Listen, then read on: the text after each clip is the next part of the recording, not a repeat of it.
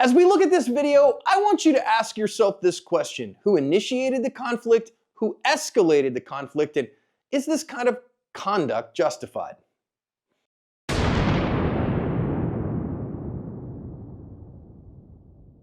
Hi everybody, welcome to today's doozy of a lesson here at Active Self-Protection. I'm your host, John Correa. This is, just a big pile of stupid. Comes to us from Signal Hill, California.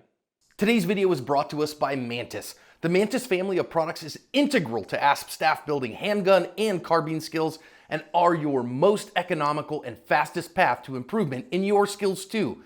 Whether you choose the X10, the Laser Academy, the Blackbeard, or use them all in concert, they will help your practice be more effective, efficient, and fun. Go check them out, pick up a unit, and thank them for sponsoring today's video. Lady starts taking cell phone video because there's an argument going on between a guy that you're gonna hear say, I picked up a receipt and handed it to you and you got mad about it. And they're having some kind of argument. The argument has escalated enough that this lady's decided she wants to take cell phone video of it, and it's going to escalate from there. It's a doozy. Let's listen in. 15 for 49. I need to get this. No, go ahead. Go ahead. I was trying to help you, asshole. Fuck you. I saw a receipt. I wasn't even trying to fuck with you, you idiot. I saw a receipt on the ground, and I handed it to you, and you got all fucking in my face. So fuck you. Fuck you.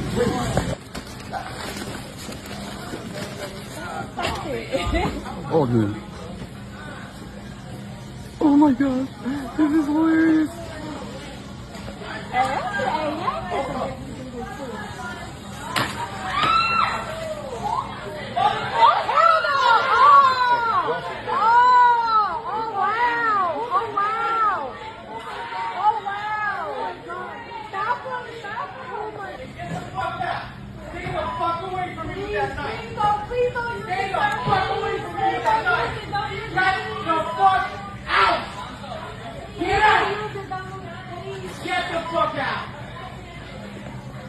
That's the first. Wow. I could not find a news story about this. I don't know if the cops showed up. I don't know if anyone was arrested. I don't know what the ultimate outcome of this is. It's relatively recent that it happened, but I don't know if anybody was arrested. So if you have a better news story, would you let me know in the comments, please? Because I would love to see it. Now there's a mess here. Who's in the right? Who's in the wrong? What the heck is going on? Let's talk about it in the lessons and why getting involved in stuff like this is stupid.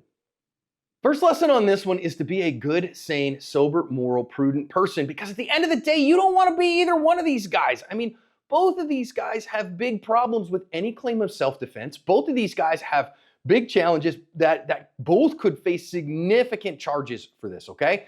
And I do take cases like this that they stink and there's bad on all of them, and trying to explain to prosecutors and juries and judges about use of force principles here, it gets really expensive and the rest of your life is at stake, because the aggravated assault charge here, you could do a decade in prison for easy in the state of California.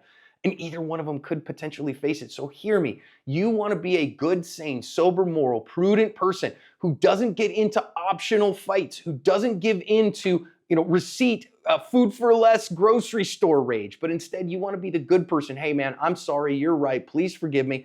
I didn't mean to frustrate you, have a nice day. Somebody hands you a receipt, thank you so much, have a nice day. Even if they get frustrated about it, hey man, I don't want to fight with you, have a good day. And walk away from it, because I bet you both these guys, if they could redo it, would do so. So you learn a lesson from them and learn it in advance, rather than get into this kind of situation where somebody could have died here very easily and everybody could have been facing charges.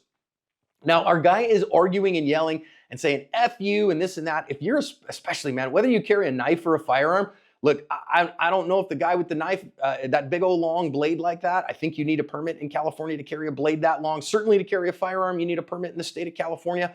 Okay, you're gonna carry a deadly weapon, you must live a lifestyle of de-escalation, escape, and evasion. And the guy who has the gun here initiated the physical conflict. This is assault. This right here that he just did is assault. He knocked the guy's hat off. That is enough to constitute an assault. You don't have to actually do anybody any physical harm. You just put a physical force to them without consent for the purpose of intimidation or shaming. That's assault, friends. And now he would have problems in any other self-defense claim because he initiated and escalated the conflict. So the first yelling we hear is from him. The first initiation of physical contact that we hear is from him. So that's going to make his claim of self-defense very difficult because he's going to lose the claim of innocence. I was just an innocent party of going about and doing my thing. Because what does he look like here? He looks like a hothead.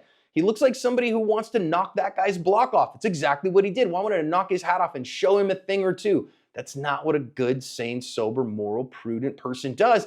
And the jury is not going to like that. And a prosecutor is certainly not going to like it. So don't do this trash. Now, if you're the other guy with the hat on, I don't know what he said on all those things, but you just walk away from it too. Because now they're in mutual combat, right? Now they're like, oh, put up your Dukes, the Queensberry rules here for some fighting. And this is not okay, right? So this is now a mutual combat kind of situation, which our guy with the knife decides he's going to draw his knife. Now, you could say, hey, wait a minute. From that guy's perspective, they were having an argument. Other dude escalated it to physical conflict. We kind of, squared up on each other. And then I realized that this guy is bigger than me. He's stronger than me. He's younger than me. He was going to put me in the hospital. So I start drawing a knife. I struggle with that though, because again, now you're escalating things from what could be a physical conflict to what is a deadly conflict when you could have just, avoided the whole thing. I just don't think, I think from the other side, this guy is going to have a hard time with that because what he faced was likely, unless he can argue that he had a known physical frailty, which I don't know that he could argue that because he squared up in order to go fists with the guy. He advanced on him with his fists up. So that says, I want to fight you, which means that he doesn't think that he has a physical frailty. So I think that would really damn him. Now on the other side, this guy's going to draw a gun because now the guy's drawing a knife on me. So he escalated it to a deadly force encounter. But you're the one who escalated the physical encounter, sir. So you're going to really struggle with that. And now let's look at his actual technique because it takes him a good full 2 seconds to get his gun out and in the fight. I want you to notice it was right at 2 seconds for him to get his gun out and in the fight from when he initiated the actual movement. So if you have a 2-second draw to a presentation, recognize that was a long time. And if our guy with the knife had used that time to charge, he would have made this guy all kinds of leaky. So being faster with your gun is good, of course, only if you are a good, sane, sober, moral, prudent person and getting in only unavoidable gunfights. Now, I also want to say here, I am very grateful he didn't shoot this guy. I am sure that some people would argue, hey, this guy pulled a knife on me, so I shot him, and I don't feel bad about that at all. Yeah, but you're going to take the ride, friends. You're going to probably, if you shoot this guy, given all the other previous circumstances and what we saw on video, you very well may face charges here. You're definitely going to face an awful lot of scrutiny from the prosecutor, from detectives. Everybody in this place is videotaping and getting, footage, and they're going to have an opinion on what happened. It is going to be very difficult. And you notice as well, he has some space here, that guy's backed off a little bit. So I think it was finally a good decision on his part to back up and issue commands. So he gets the gun up. I would recommend it a low ready position rather than with the sights on the guy so you can see his hands and see the knife in his hands, or if he puts it away, a little bit better. But get that gun out, and again, a low ready position would be my recommendation, and then issue commands because he has some space, because he has some distance. Distance buys you time. Time buys you options. So he had the ability to issue a command. I'm very glad he did, because now this is what we call an aggravated offer rather than an aggravated use of deadly force. It's an aggravated offer of deadly force. I'm able and willing to do you deadly force. And then he tells him, get away from me, get out. And I think that was a good decision. He could still face significant, at least assault charges. He probably should face at least assault charges in this case. If not because he instigated, he might face aggravated assault charges here. And I don't think that anybody wants to do that. Our guy in the hat, he could face aggravated assault charges here too. And this is one of those where not necessarily everybody's right, but probably everybody's wrong. Just everybody all the way through. So now he backs away from the guy. I like that. I think he kicked his hat. That was stupid and just, punitive and petty. Again, I do like the fact that he is retreating here. I like the fact that he is getting away here, because what would a good, sane, sober, moral, prudent person do? They would get away. And I think that shows that at least he's starting to calm down a little bit and have cooler heads prevail.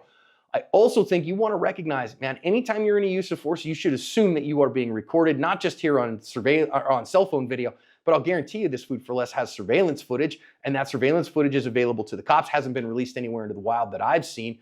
But recognize you are going to be recorded and your actions will be scrutinized. And so you want to know that your actions comport with the law, because that standard that you'll be held to, if your actions comport with that standard, then you should be okay in the judgment, which is a bastardization of a quote from Masada Ayub. So you want to be that good person. Now, I also want to note here that our guy decides, okay, cool, it's time to put my gun away. And so then he has to get his crappy holster out of his waistband in order to put his gun away. This is garbage. This is crap. And I see so many of this. I've seen this recently on the channel multiple times. Please, friends, go watch our video from Active Self-Protection Extra. I've put a link to it in the description on the qualities of an acceptable holster. And one of those is that the holster stays connected to your body, usually by your pants, maybe if you're using an Enigma, by another belting system as well, and that the holster stays open and accessible so you can put the gun away in the holster without taking it off your person. Because right after a deadly force encounter, you don't want to turn your back on that guy who could still be a deadly threat or might reemerge as a deadly threat. You don't want to be pointing a gun at your hand like this guy did in order to put it away. And you don't want this much rigmarole to get your gun away. You want that firearm to hold the firearm securely. You want it to have access to the firearm reliably. You want it to cover the trigger guard fully. That's what you want to do. That's what you want in your holster. If it doesn't meet those requirements, it is crap and needs to be replaced. You should expect to spend right now in the real world about $100 on a quality holster. That's just the reality of things. About $100 on a quality holster, friends. We do have recommendations. They're linked in the description on various brands for various brands of firearms that make a good holster. I think this one is, man, there's just no good here. I don't see anybody being a good, sane, sober, moral, prudent person. So I can't recommend anything here. I think you do stuff like this, you could very likely face charges. You could be paying tens of thousands of dollars for your legal defense in the future. And I know some people are going, well, John, that's why I have a legal defense fund. That's why I'm part of firearms legal protection. Man, I don't know in this case that anybody's got a claim to make, because I don't think it was defensive use of force. I think here what we have is offensive, crappy use of force by everybody. So I really struggle even that. Instead, let's learn to avoid conflicts like this to cover our asp.